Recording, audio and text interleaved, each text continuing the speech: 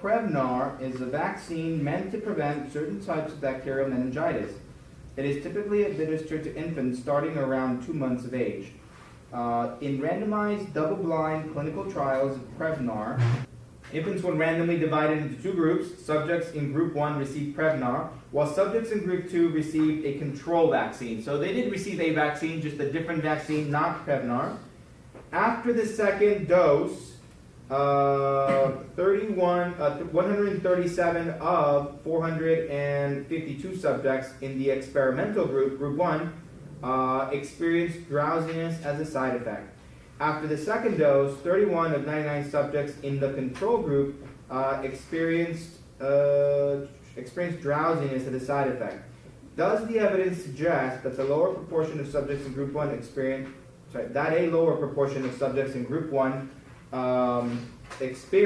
drowsiness as a side effect?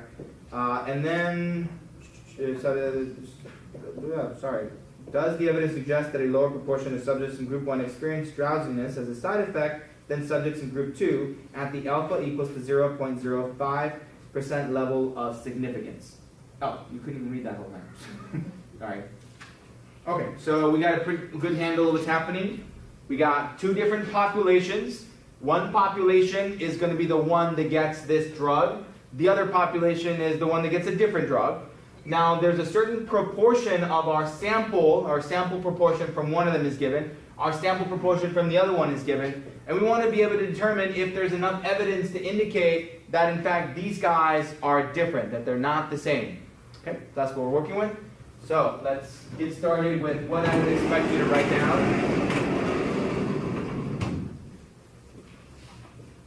As always, we need to start off with the null hypothesis.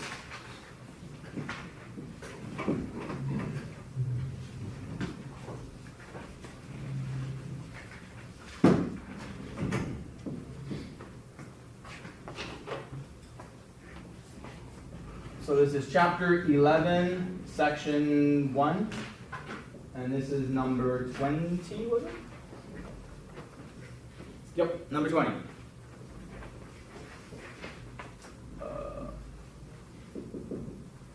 Okay, so we need some sort of null hypothesis. So our null hypothesis is going to be given here. Does the evidence suggest that a lower proportion of subjects in group 1 experience drowsiness as a side effect than subjects in group 2? Okay, so our null hypothesis is that there is no difference. There is no change. So we're going to assume that both populations are the same. We're going to narrow down the scope of what we do in this class. So in this class, we always just assume that our null hypothesis is that they equal each other. That's the only thing we do. P1 equals to P2. Right? We're not going to test whether P1 is less than P2. We're not going to test whether P1 is greater than P2. And we're definitely not going to test a particular number.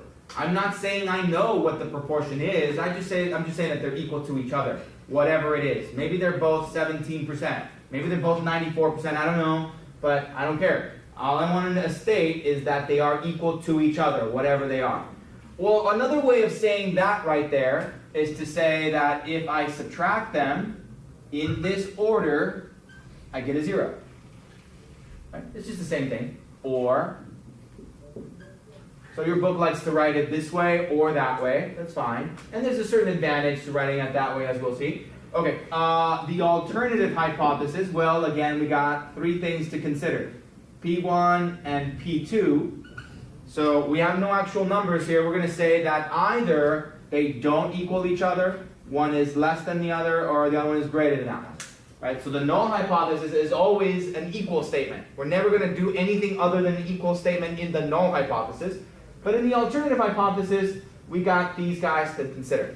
Right? Either not equal to, less than, or greater than. Okay? And all of it is motivated by our particular questions.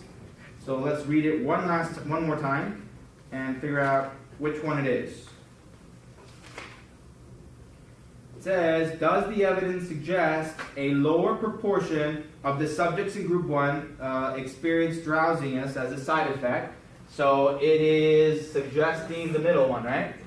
Group 1, it says saying, is there enough evidence to show that group 1 has less, a smaller proportion of people that experience dizziness? That's the one they want me to consider, right? All right, well, what if I do this again? What if I subtract them? If I subtract them, then we would get, remember, in this order, this would be P1 minus P2. And then what would we put? Well, I'm suggesting that this one is smaller than that one, right? This one's a smaller one. And what happens when you take a smaller one minus a bigger one? Less than 0, right? It's going to be some negative number. Okay? So you don't have to do them both. You can either do these or you can do these, one or the other. Or that. Okay, so you state your null hypothesis. Next, you're going to write down your sample information. Sample info. And keep track of everything because we have 2 different groups now. So we're going to go with group number 1 and group number 2. All right, from group number 1, what information do we have in our word problem? Well, they told us the sample size. They told us the value of x. Let's read the whole thing again.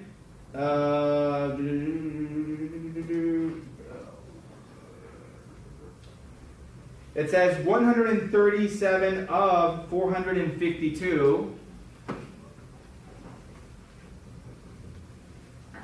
There it is. 137 of 452 subjects in experimental group number 1 experienced drowsiness as a side effect. So we're in group 1. What is the 137 going to be? X, right? It's the number of successes we found in that particular sample. So it would be 137. What is the 452? That's the n of this one, n, 452. And then from there we can find p hat, right? So p hat of group 1 is going to be 137 over 452. Now, keeping in mind that this is all group 1, the notation is going to put a little 1 under all of these so that we know that that's the information from group 1. These are the people that received the actual drug. Okay? The other group, well, it says that 31 of 99 subjects in the control group, so that would be x is equal to 31 and n equals to 99. And then we can find p hat, which is going to be equal to 31 divided by 99. And again, we put little 2's on all of these just to show you what that is. Okay, so this is going to be equal to, let's go ahead and convert it to a decimal. 137 divided by 452. 30.31, 0.3031. And this guy is going to be 31 divided by 99, which is 0.3131. All right, we're pretty close. 30.31 of group 1 experienced dizziness or drowsiness.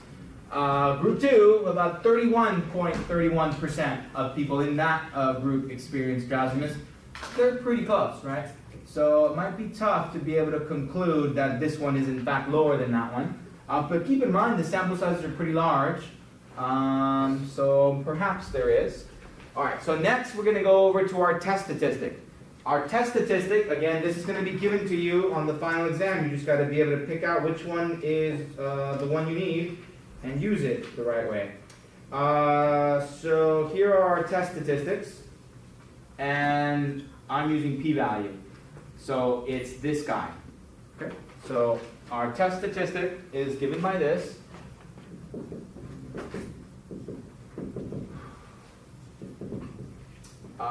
Z naught is equal to p hat minus p hat 1, p hat 2 divided by p hat 1 minus p hat square root of that whole thing times the square root of 1 over n sub 1 plus 1 over n sub 2.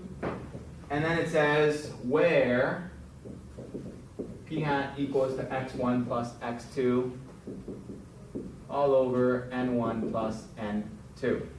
Okay, so we can kind of see what's happening, I hope. Sort of, at least.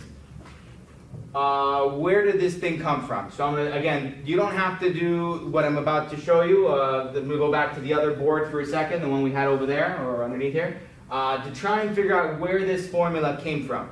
Okay, so what I'm gonna throw in here, and it's not on there, but I'm gonna throw this on here. I'm gonna put a minus 0. Why is it minus 0? Okay, we'll see. Oh, yeah, let's put it over here. Remember over here when I was working with this thing and just giving you an intuitive idea of where things come from? If we have two different populations and we take the samples from each one of them and we subtract one of them at a time, then we end up with this. We end up with a normal distribution where every one of these little dots represents a p hat sub 1 minus a p hat sub 2. That's what every one of these little dots represents. And the mean of that distribution is equal to p sub 1 minus p sub 2. Now, under the null hypothesis that they in fact equal each other, under the null hypothesis, this is 0. Right? The null hypothesis stated that they equal each other, therefore p1 minus p2 is 0. And this is the standard deviation. Okay. Now, when we actually want to calculate it, if we really want to calculate it, what do we need? Well, we need p1 and we need p2. We need these proportions to be able to calculate it. Well, we don't have that. We don't know that, right? The original information didn't tell me what the population proportion was from the first group or the population proportion from the second group. So what do when we don't have information about the population proportion? We settle for the sample one, right? We settle for the sample information. So we could use the sample information as our best guess for p sub 1. And we can use the sample information from the second group as our best guess for P2. But we found that actually we get a lot more accuracy if we kind of blend together both of those to be one big sample, because under the null hypothesis we're saying the same proportion. So if these two were this exact same number and we took a sample of size 10 from there and a sample from size 10 there, wouldn't it be the same thing as taking a sample of size 20 from one giant population that has the same proportion? That's what we're saying. Okay? So that's why this guy is here. Let's go back to this. So we are saying that if we have the differences, this is going to be mu of p hat 1 minus p hat 2. And under the null hypothesis, that's 0, because they equal each other, so we're happy with that.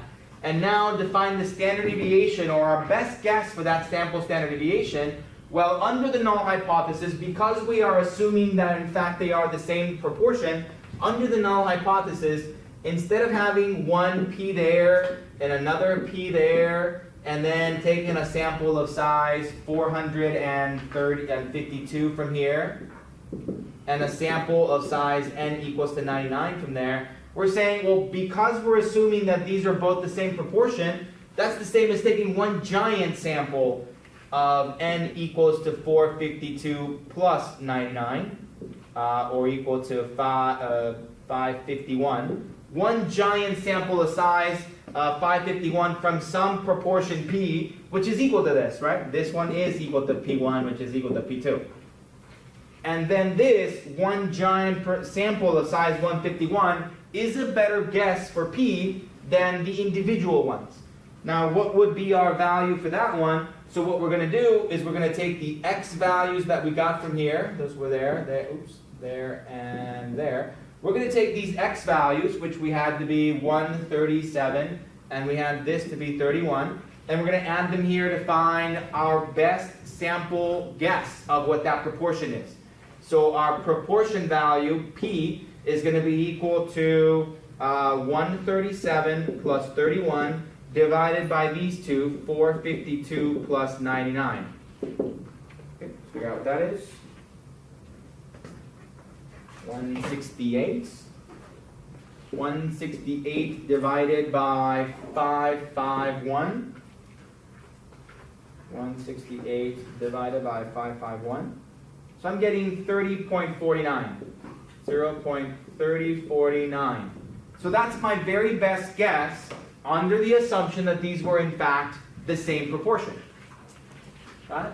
So that's why this part is here. Notice that in our formula, we have p hat sub 1 and p hat sub 2 right there.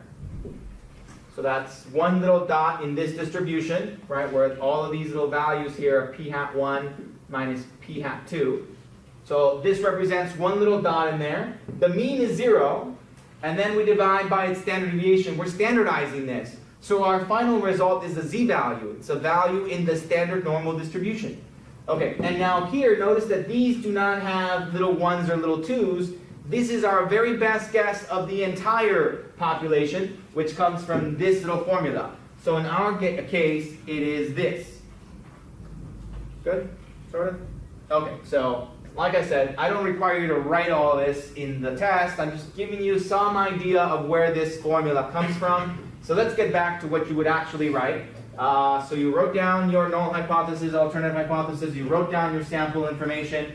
You can get this from the formula sheet that I give you, but now you actually have to calculate it. So let's figure it out. Z naught is going to be equal to p hat 1, which is going to be equal to 0.3031, minus p hat 2, which is 0.3131, minus 0, you don't have to write down minus 0 in there, divided by, and now we found that p hat is this thing over here. It is 3049. 0.3049 times 1 minus 0.3049, square that whole thing, and then times the square root of 1 over 452 plus 1 over 99.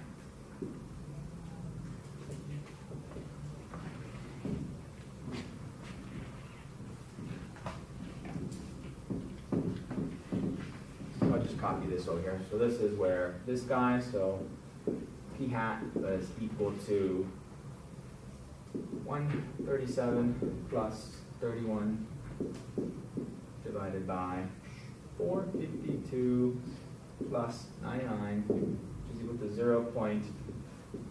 0.3049. Okay, so this is what I would expect. So either this one and this one is what I consider showing your work. You picked out which formula it was.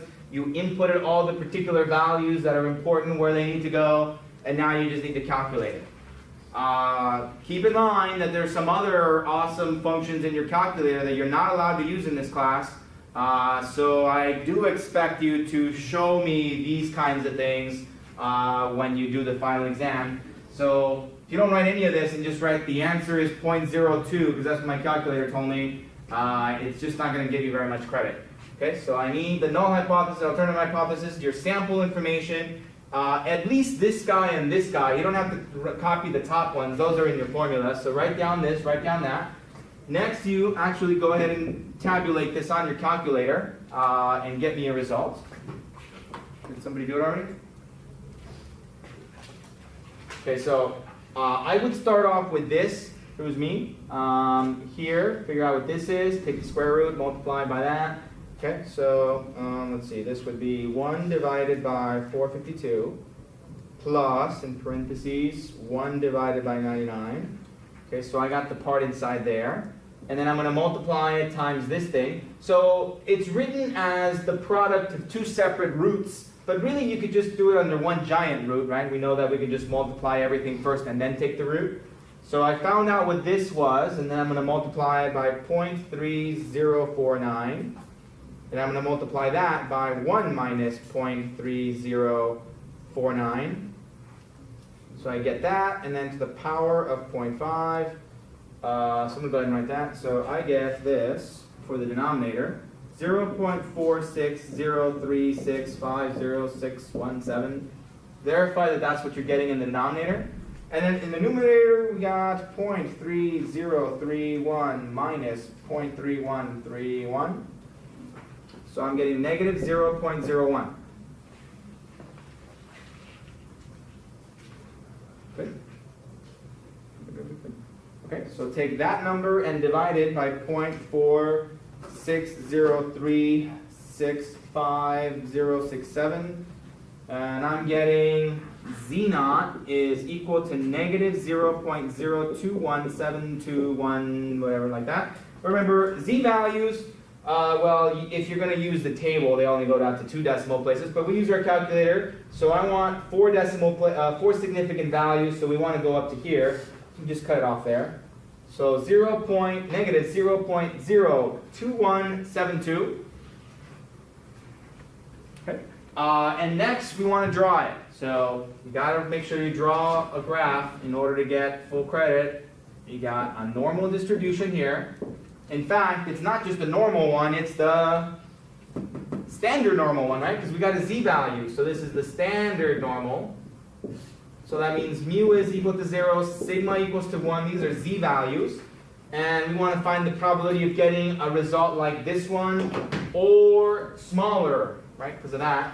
So let's see, that's to the negative, so that's to the left of 0. And that's going to be over here somewhere, negative 0.02172. But in fact, it's really close to 0. So I know that it's going to be over here somewhere. I mean, just by the picture alone, I can tell that this is going to be a very big probability.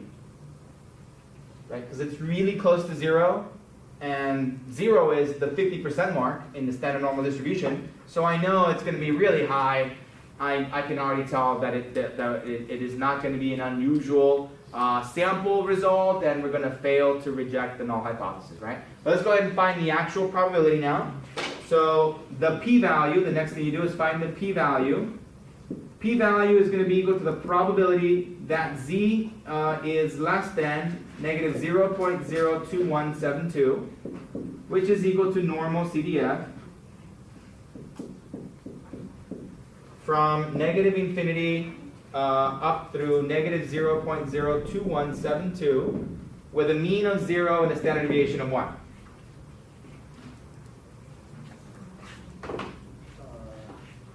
Yeah. Oh, did I just, what's up? This part is correct.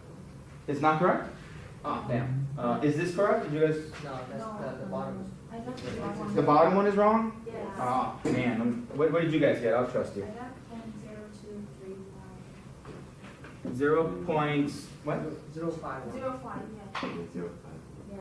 0.5. 1084. 1084. Okay, that makes it better. Okay, so go ahead and divide those. 2.01 divided by 0.05, 1084. 0.19. Is that what you guys getting? Yeah. Oh, okay, that's better. 0.1978. Thank you. Okay, so 50. 1958. So we're getting that? Negative 0.1958? Okay, good, better, okay. So it's still pretty close to 0 though. So I know that this thing is still going to be ugly, but maybe it's a little farther away. So maybe it's at negative 0.1958, which is somewhere around there. And so now we want to find this guy, negative 0.1958, which means this guy over here is negative 0.1958.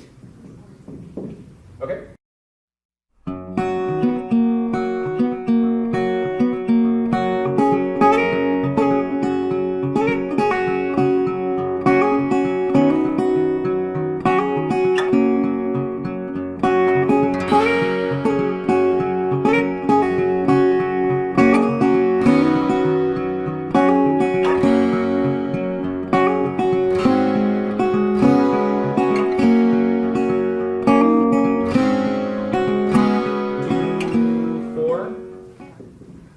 So about 42% chance that a result like this would happen. That's very big, right? So we are going to fail to reject the null hypothesis.